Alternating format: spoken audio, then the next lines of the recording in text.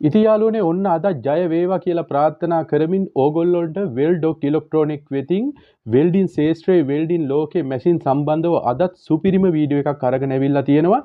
සම්පූර්ණම ආක් මිග් ටික් plasma MiG පැත්තෙන් ගෑස්ලස් MiG gas MiG එතකොට වෙල්ඩින් මැෂින් තෝරගන්නකොට ඔයාලට තියෙන ගැටලු මැෂින් එකක් තෝරගැනීමේදී ඕගොල්ලොන්ට පැන නගින ගැටලු එතකොට ඒ වගේ ඕගොල්ලෝ මට කතා කරලා නිතර දෙවේලේ අහන ප්‍රශ්න එකට එකතු කරලා කෙටි විදිහට සම්පින්ඩනයක් කරලා ඕගොල්ලොන්ට අද අරගෙන ඇවිල්ලා තියෙන මැෂින් සම්බන්ධව පොඩි විස්තරයක් ඕගොල්ලොන්ට මම හිතනවා මේ වීඩියෝ එක බොහොම වැදගත් වෙයි ශේෂ්ත්‍රයේ ඉන්න කෙනෙකුට හරි එහෙම නැත්නම් අලුතින් මැෂින් එකක් තෝරගන්න කෙනෙකුට හරි වෙල්ඩින් ශේෂ්ත්‍රයේ ඒ කියන්නේ ඉන්න කෙනෙකුට හරි බොහොම වැදගත් වෙයි කියලා අපි හිතනවා.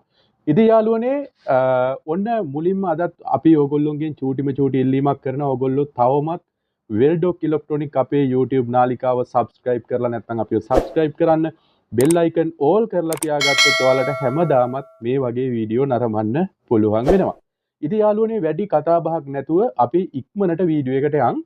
ඉතින් මේක පොඩ්ඩක් මම මාතෘකා සම්බන්ධව ටිකක් ඕගොල්ලොන්ට තේරෙන විදිහට පොඩි විග්‍රහයක් කරනවා. ඒක නිසා පොඩ්ඩක් විතර වීඩියෝ එක දික් වෙයි. එතකොට ඔයාලා වැදගත් නම් ඒ වීඩියෝ එක මුල ඉඳලා අවසානය දක්වා නරඹන්න. ඉතින් අපි බලමු අද ඕගොල්ලෝ වෙනුවෙන් මම ඉදිරිපත් කරන්න ලෑස්ති වෙන ඕගොල්ලෝ අහපු ප්‍රශ්න වලට මම සකසගත්ත මේ ලිස්ට් එක. ඉතින් මෙතනදී මුලින්ම හොඳම වෙල්ඩින් මැෂින් ACද DCද එතකොට ඒ යටතේ මම ඕගොල්ලොන්ට බොහෝම සරල විදියට ලොකු පැහැදිලි කිරීමක් නැවතත් කරනවා. ඊට පස්සේ ගෙදර වැඩට සහ රැකියාවක් ලෙස සුදුසුම වෙල්ඩින් මැෂිම. ඊළඟට ගෑස්ලස් ටික් වෙල්ඩින් මැෂින් එකක් හරියටම තෝරා ගැනීම. ඊට පස්සේ ආක් වෙල්ඩින් මැෂින් එකක් හරියටම තෝරා ගැනීම. ටික් වෙල්ඩින් මැෂින් එකක් හරියටම තෝරා ගැනීම. මිග් වෙල්ඩින් මැෂින් එකක් නිවැරදි ලෙස තෝරා ගැනීම. ප්ලාස්මා කටර් එකක් හරියටම තෝරා ගැනීම. ඊට පස්සේ ඇලුමිනියම් පාසන මැෂින්. ඒක ටිග් සහ මිග් වෙන් වශයෙන් ඕගොල්ලොන්ට පැහැදිලි කිරීමක් කරනවා. ඉතින් ඔන්න ඔය මාතෘකා ටික යටතේ තමා අද අපි යාළුවනේ මේ වීඩියෝ එක ඕගොල්ලොත් එක්කන් සාකච්ඡා කරන්නේ. අපි මුලින්ම බලමු මේකේ පළවෙනිම මාතෘකාව තියෙන්නේ හොඳම වෙල්ඩින් මැෂින් ACද DCද. එතකොට අපි මුලින්ම කතා කරමු මොකද්ද මේ AC වෙල්ඩින් කියලා කියන්නේ. ඉතින් ඕගොල්ලෝ දන්නවා සාම්ප්‍රදායික විදිහට එදා ඉඳලා පැවතගෙන ආපු වෙල්ඩින් මැෂින් ක්‍රමවේදය තමා වෙල්ඩින් ට්‍රාන්ස්ෆෝමර් ක්‍රමවේදය තමා AC අවුට්පුට් වෙල්ඩින් මැෂින් එක. ඒක ඔයිල් කූලින් සිස්ටම් හෝ වේවා එයා කූලින් හෝ සිස්ටම් වේවා ඒක ට්‍රාන්ස්ෆෝමර් සහිත කෙලින්ම 230 විදුලිය හෝ එහෙම නැත්නම් single pace 2 pace 3 pace output එක විදිහට ට්‍රාන්ස්ෆෝමරේ දෙකෙරවලින් නැවතත් වෙල්ඩිමට අදාළ ඇම්පියර් එක සහ වෝල්ටේජ් එක පේරණය කරලා ගන්න කෙලින්ම ඒ වෙල්ඩින් අවුට්පුට් එක. එතකොට සාමාන්‍යයෙන් මෙන්න මේ AC වෙල්ඩින් අවුට්පුට් එකේ වෝල්ටේජ් එක සාමාන්‍යයෙන් උපරිමයේ ගත්තොත් 70 විතර වෙනකල් වගේ තමා තියෙන්නේ. එතනින් යට ඕගොල්ලොන්ට ගොඩක් වෙලාවට සිලෙක්ටරයක් මගින් වේරියබල් කරලා ගන්න පුළුවන්. එතකොට ඔය AC වෙල්ඩින් ට්‍රාන්ස්ෆෝර්මර් එකම සමහර වෙලාවල් වලට දැන් අපි BX සීරීස් එක ගත්තොත් එහෙම BX1 BX6 සීරීස් එක එහෙම ගත්තොත් එහෙම සමහර අවස්ථාවන් තියෙනවා මේ වෙල්ඩින් මැෂින් එක AC වෙල්ඩින් ට්‍රාන්ස්ෆෝර්මර් එක වුණාට මේකේ අවුට්පුට් එක DC තමා ඔයාලට ලබා ගන්න පුළුවන් වෙන්නේ. කොහොමද එහෙම වෙන්නේ? ඒකෙදි ඔයාලට වුණත් මම AC වෙල්ඩින් මැෂින් එකක් DC කර ගැනීම සම්බන්ධව පැහැදිලිවම වීඩියෝ එකක් දාලා තියෙනවා. ඉතින් ඔයාලටත් ඒ ආකාරයෙන් ඔයාලගේ AC වෙල්ඩින් මැෂින් එක DC කරගන්න පුළුවන්. එතනදී අමතර උපාංග විදිහට එම මැෂින් එකට යොමු කරලා තියෙන කියන්නේ යොදලා තියෙන්නේ DC ඒ කියන්නේ rectifier pack එකක්. ඒ කියන්නේ DC diode set එකක් දාලා DC output එක අරගෙන තියෙනවා. ඒක තමා ඒ transformer එකේ වෙනස. එතකොට ඔතනදී inverter welding machine දැන් ඔයාලා ගොඩක් වෙලාවට කතා බහ කරන්නෙම මෙතන අහන්නෙම මගෙන් DCද හොඳ ACද හොඳ කියලා අහන්නේ මම ඒ කියන්නේ මම තේරුම් ගත්ත විදිහට welding transformerද හොඳ inverterද හොඳ කියන කතාව.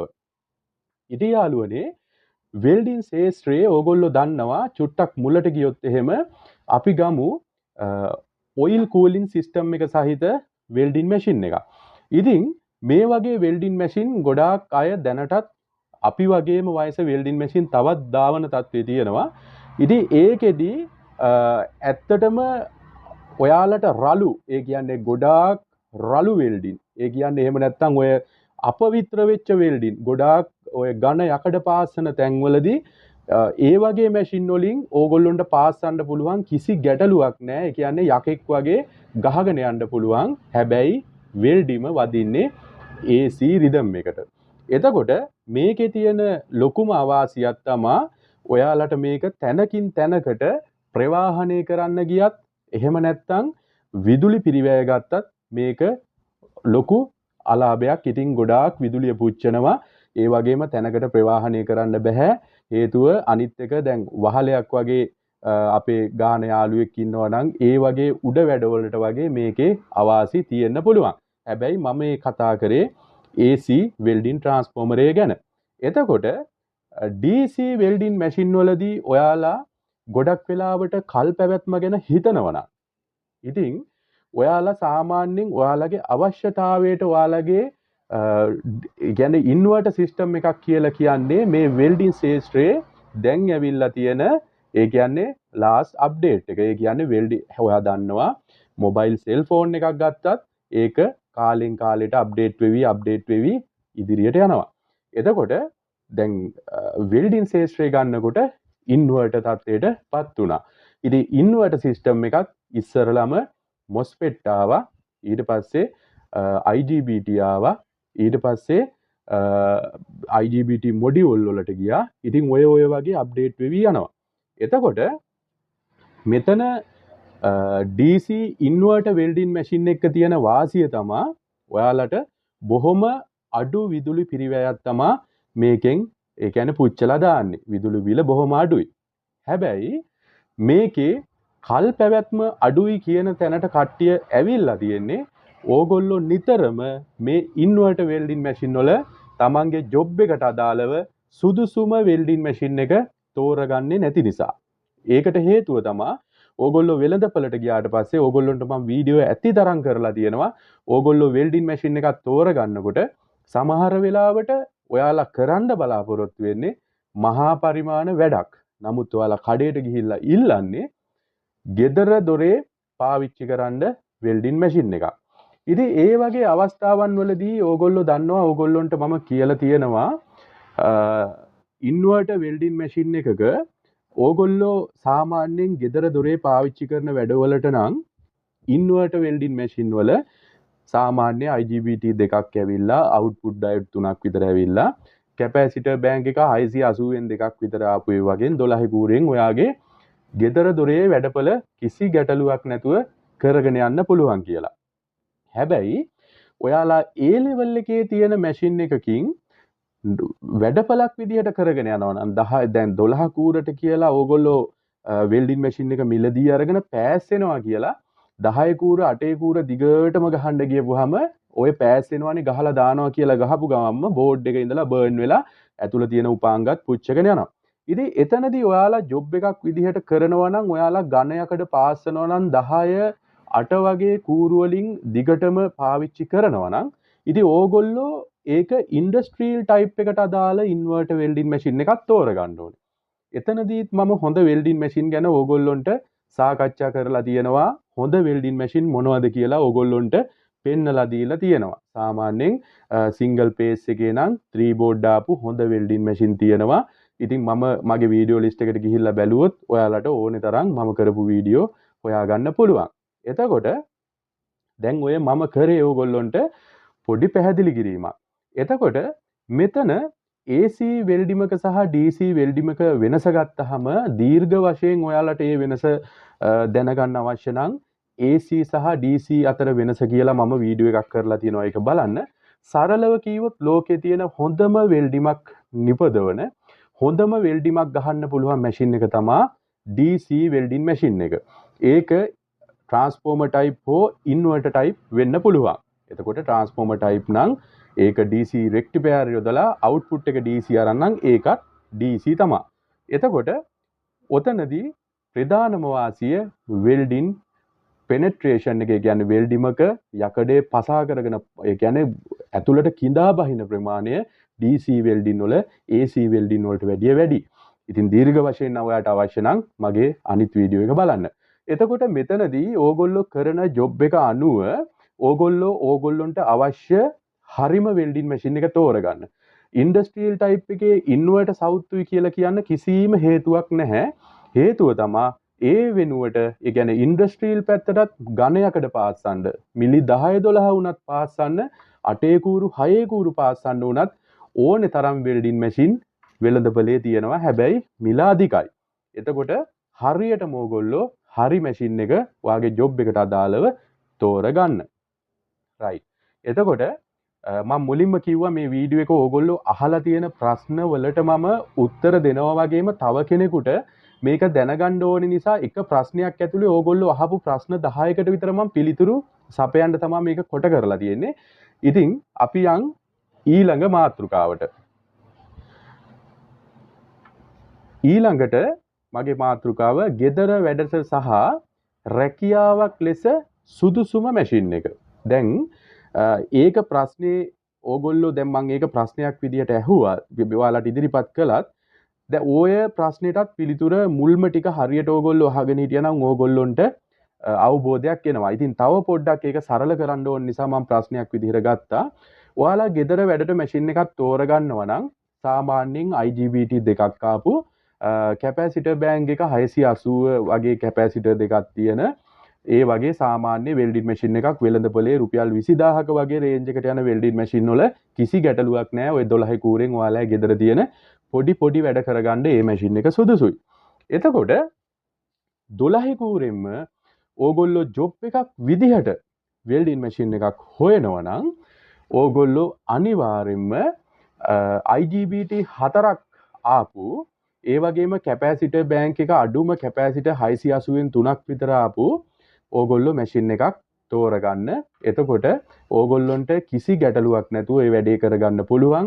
ඉතින් ඒකටත් අදාළව මම වෙනම වීඩියෝස් ඕගොල්ලොන්ට දාලා තියෙනවා. ඔය IGBT 4 ආපු මැෂින්, IGBT 2 ආපු මැෂින්, 6 ඒ විදිහේ මැෂින් ගැන. ඉතින් මේත් එක්කම ඕගොල්ලොන්ට කියන්න ඕනේ දැන් කොරියන් ඔරිජිනල් වෙල්ඩින් මැෂින් ගැන මම ඕගොල්ලොන්ට විස්තර දාලා තියෙනවා. ඉතින් මෙතනදී ගෙදර දොරේ පාවිච්චියට හරි ඕගොල්ලොන්ගේ වැඩපලක් විදියට කරන එකේ පාවිච්චියට හරි ඕගොල්ලෝ ජීවිත කාලෙටම හොඳ මැෂින් එකක් චූටි රිපෙයාරාවක් කරගෙන යන්න බලාපොරොත්තුවක් තියෙනවා. ඉතින් IGBT මොඩියුල් ආපු වෙල්ඩින් මැෂින් එකක් තෝරගන්න පුළුවන් කොරියන් ඔරිජිනල් වගේ. ඉතින් ඒකෙදි DC කරන ක්‍රියාවලියෙන් පස්සේ DC ස්මූත් කරන්න ඕගොල්ලොන්ට ඒත් වීඩියෝ මම කරලා තියෙනවා. ඉන්ඩක්ටර් කොයිල් එකක් එහෙම නැත්නම් අවුට්පුට් චෝක් කොයිල් එකක් සෑම කොරියන් ඔරිජිනල් වෙල්ඩින් මැෂින් එකකටම ඇවිල්ලා තියෙනවා. එතකොට ඔයාලට හොඳ වෙනසක් හොඳ පැහැදිලි වෙල්ඩිමක් බලාපොරොත්තු වෙන්න පුළුවන් වෙනවා. ඊළඟට ඕගොල්ලොන්ට මම මාතෘකා විදිහට හදලා තියෙන්නේ ගෑස්ලස් මිග් වෙල්ඩින් මැෂින් එකක් හරියටම තෝර ගැනීම. දැන් ගෑස්ලස් මිග් වෙල්ඩින් මැෂින් ගැන මම ඕන තරම් ඒත් වීඩියෝ දාලා තියෙනවා. ඒත් තවමත් ඕගොල්ලෝ ගෑස්ලස් මිග් අරගෙන අපිට ගොඩාක් මොඩිෆිකේෂන් එකටත් එවනවා. ඒ වගේම අරගෙන පාස්සන්න බෑ කියලත් ගැටලු තියෙනවා. ඉතින් මෙතනදී කාරණා දෙකක් ඕගොල්ලොන්ට කියන්න ඕනේ. පළවෙනි කාරණාව තමා ගෑස්ලස් මිග් වෙල්ඩින් මැෂින් එකකදී ඕගොල්ලොන්ට මම හැමදාමත් කියනවා වගේ වෝල්ටේජ් එක හරියටම වේරියබල් වෙන මැෂින් එකක් ඕගොල්ලෝ තෝරගන්න ඕනේ 3 තහඩු එහෙම පාස්සනවා නම්. ඉතින් වෝල්ටේජ් වේරියබල් වෙනවා කියලා කියන්නේ සාමාන්‍යයෙන් ඇම්පියර් 50ක් විතර ඇතුලේ වෝල්ටේජ් එක 12 ඉඳන් 16කට වගේ ඒ කියන්නේ ඇම්පියර් 50කදී වෝල්ටේජ් 12යි 16යි අතරේවත් වේරියබල් වෙනවා නම් ඒ මැෂින් එකෙන් ඕගොල්ලොන්ට පාස් කරන්න පුළුවන්. ඉතින් ඒක නැවත මතක් කරනවා ඕගොල්ලෝ ඒ වෝල්ටේජ් වේරියබල් වෙන කතා ඕගොල්ලොන්ට ඩිස්ප්ලේ එකකින් දැర్శණය වෙන්නේ නැතිනම් ඕගොල්ලොන්ට මම ක්‍රමවේදයක් කියලා දීලා තියෙනවා ලෝඩ් සර්කිට් වෝල්ටේජ් එක සහ ඕපන් සර්කිට් වෝල්ටේජ් එක කියලා. ඉතින් ඕගොල්ලෝ සාමාන්‍ය මල්ටිමීටර් එකක් අරගෙන අවුට්පුට් එකට දාලා බලන්න පාස්සන් නැති වෙලාවට ඒ කියන්නේ ඕපන් සර්කිට් වෝල්ටේජ් එක සාමාන්‍යයෙන් ආසන්නව 60ක් හෝ 65ක් ඒ ගාන තියෙයි. ඔයා හිතන්න ඔයාගේ වෝල්ටේජ් එක වේරියබල් කරනවා කියලා 13කට.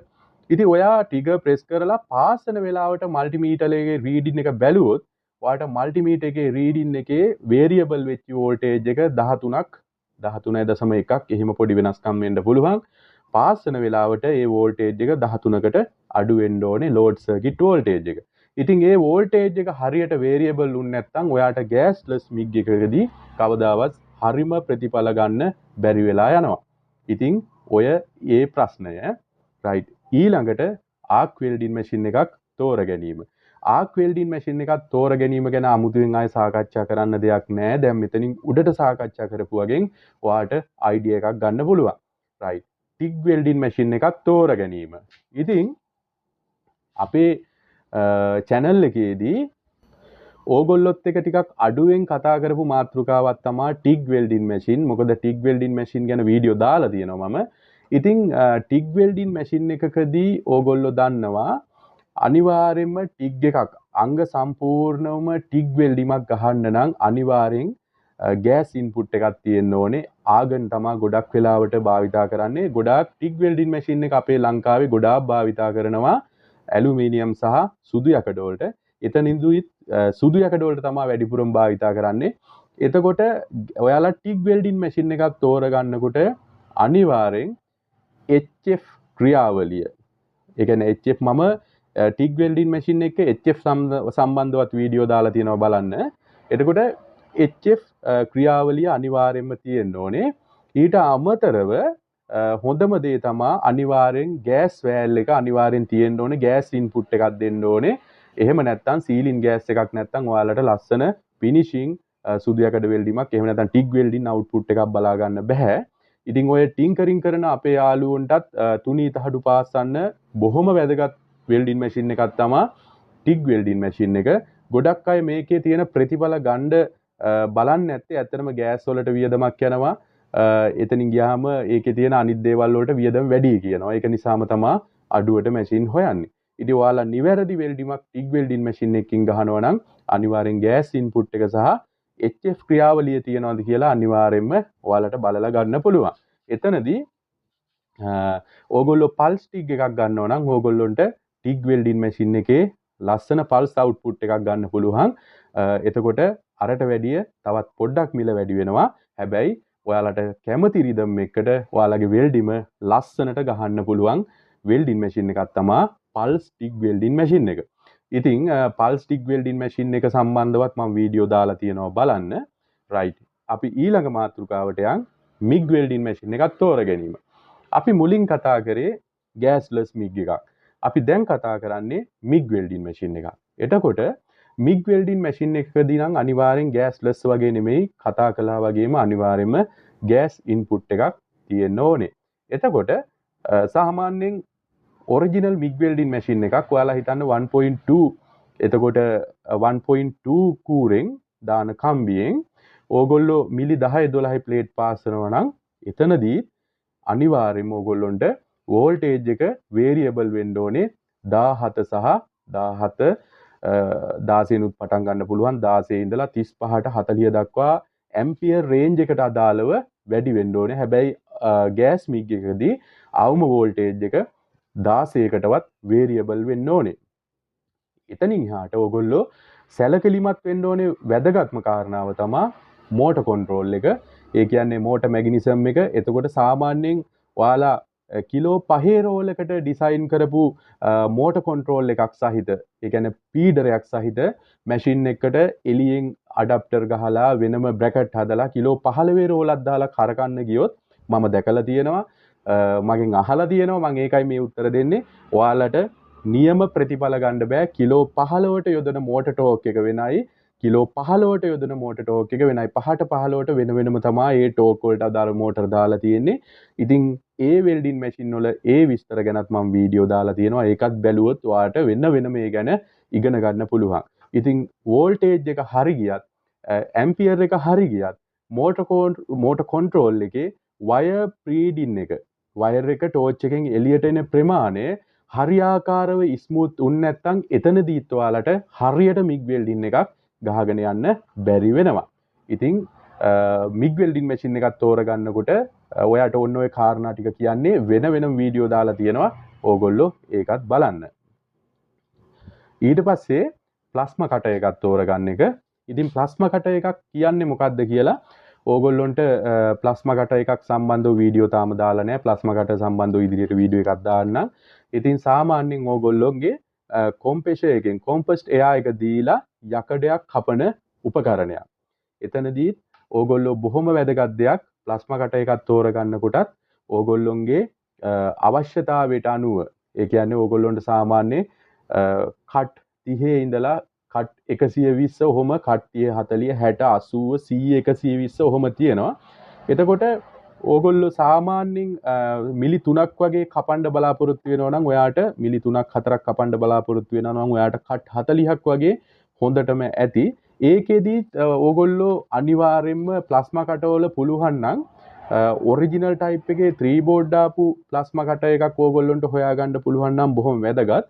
එතකොට ප්ලාස්මා කටර් ගැන වැඩි ඇදෙන්නේ නැති නිසා මම ඒ ගැන ඕගොල්ලොන්ට ප්ලාස්මා කටර් එකක් කපන වීඩියෝ එකක් සහ ඒ විස්තරත් එක්කම ඕගොල්ලොන්ට ටිකක් වැඩිපුර මම වීඩියෝ කරලා දෙන්නම්.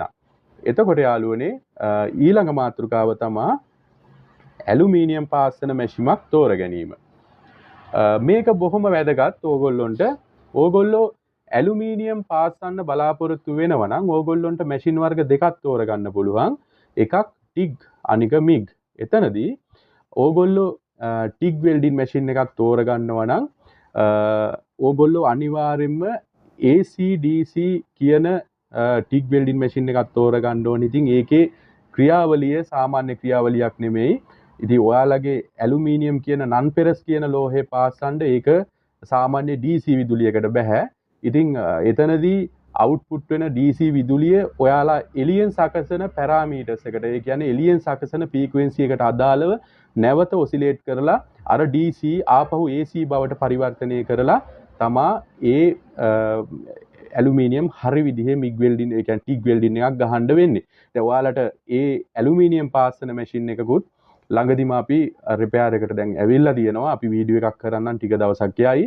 එතකොට ඒකෙදිත් ඇලුමිනියම් සඳහාම නිර්මාණය කරපු මිග් වෙල්ඩින් මැෂින් තියෙනවා. හැම මිග් වෙල්ඩින් මැෂින් එකෙම ඇලුමිනියම් පාස්සන්න බෑ. ඇලුමිනියම් සඳහාම නිර්මාණය කරපු මිග් වෙල්ඩින් මැෂින් තියෙනවා.